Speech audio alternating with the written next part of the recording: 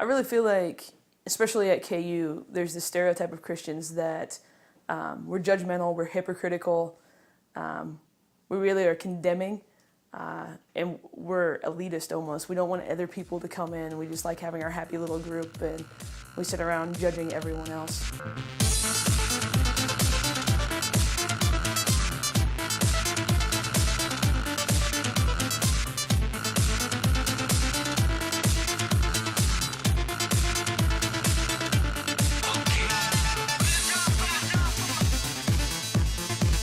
Hot dog ministry, very simply, is us giving out hot dogs to anybody that walks by our house on a Friday night. There isn't any other expectations on top of it. And we just yell from the porch, free hot dogs, and if somebody wants to come take one, they come and take one. We just kind of stumbled upon this place, and the free hot dogs is really nice. We came walking past this house that was handing out free hot dogs. And I mean, what greater thing could you want after a night of partying than a hot dog? And tonight we can walk back from the Hawk and run into a hot dog house. Some ministries, you come and you get something and they'll give you a track or a card to like, hey, come do this, or, you know, like, now you believe in Jesus or something like that. And we were just like, you know, take a hot dog. It was the people that were handing them out that appealed to me more. They were very welcoming, very non-judgmental. I didn't know it was Christians handing out the hot dogs. When you think of the church, often people think of other people wanting your money or wanting something out of you, wanting to take from you, wanting you to serve in their ministry or wanting you to give something to them. I think the difference with hot dog ministry and what we do is that we give away something and ask nothing in return for it. I could like feel the love. There was no, we're gonna give you a hot dog, but you have to read a verse out of the Bible. There was no like expectation of reciprocity. Despite our different beliefs, we can gather around that grill on our porch or in the front yard and just talk about whatever. We're all college students generally, and so we're all human beings. It was like the least judgmental people that I had ever encountered, especially while being intoxicated. I've eaten 10 hot dogs at least 4 or 5 times at this place in one night. And I love hot dogs.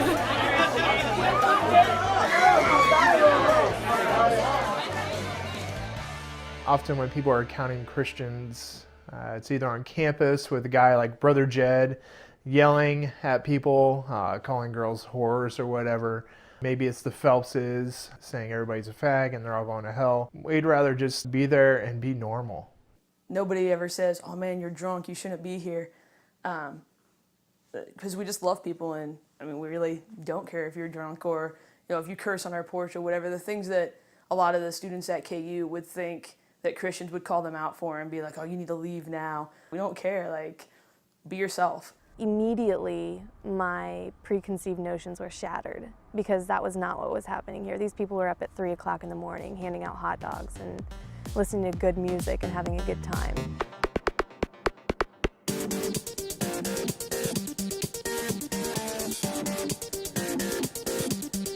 I love hot dogs!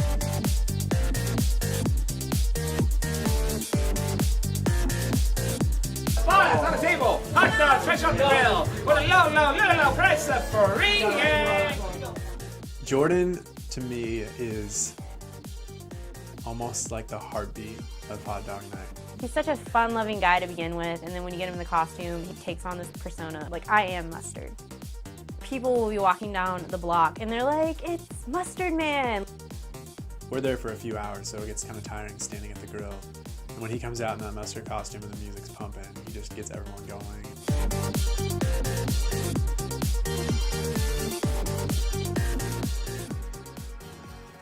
We had a ketchup costume, and Ketchup used to be able to be out there and hanging out with Mustard. And Billy was the guy that always wore the ketchup costume. And him and Jordan, like, were great together. Two big, loud, unique personalities. They brought a lot of attention on Friday nights. But in August, Billy was diagnosed with cancer. And about a month later, month and a half later, he passed away due to a blood clot that had gotten through caused by the cancer. Watching Billy go through that was really hard for everyone. I had someone come up to me one time and ask me where he was, and I told him that he passed away. It was just right after it happened, and they didn't believe me, and they started crying almost because of how just terribly sad that is, that someone so young would die. And just on top of that, he was a part of our ministry and meant so much to us and was such a big part of Hot Dog Night. And so his absence is felt deeply. Through his whole process and his death, it seemed to bring us so much closer.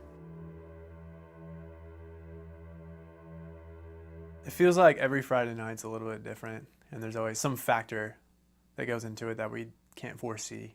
And so whether that's what the weather's doing, when it's freezing cold, it's really difficult because none of us really want to be out there. People that get into fights and puke all over the place. Potential alcohol poisoning, calling the EMT. People getting really agitated with you sometimes, and people trying to break into the house sometimes. And it's a tough judgment call, knowing sometimes what to do. Do I call the cops? Do I deal with it myself? Do I try to take this person home on my own? Those are all things that pose huge challenges to us, being out there at a Friday night with a lot of people not being in their right frames of mind to make good decisions, and us trying to help them make the right decisions.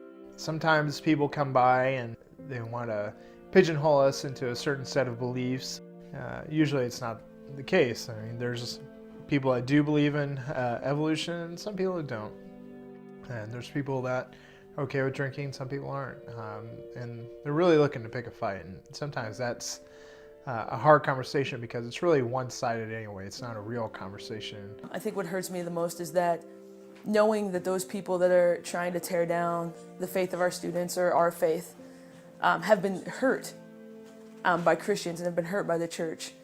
And I think those are the things that are most difficult for me to deal with, going home and waking up the next morning or going home at 3 a.m. And thinking about those things that were said and, well, why do they feel that way? And how can we start to break that down? Did we break that down tonight? You always kind of wonder if anything changed, if they've reconsidered some things, or if they need someone to talk to. I had a conversation at the start of this year with a girl who her best friend had committed suicide. It was one of the toughest conversations I've had with someone. And to not be able to see her again and not be able to know how she's doing with that, how she's dealing with that, if she's dealing with that, can be really difficult. It's really difficult sometimes to stand out there all night, almost every single week, on a Friday night when I could be doing something else. What makes everything worth it, is just that the fact knowing that this is the only time that people could get real, genuine love from another person. I think it is so much bigger than just giving away hot dogs on a Friday night. There's more to it than that. Life is bigger than just me and what's going on in my life right now, my problems and my issues. There's a whole world out there that really needs loving. Sometimes you do want to quit. You do want to just be like, man, I'm done. I'm so sick of this. But what makes it worth it and what makes, I think, me coming back and our students coming back is the chance of the one. That maybe one person is affected, maybe one person has their mind changed, maybe one person starts to see the reality of what Christianity is about.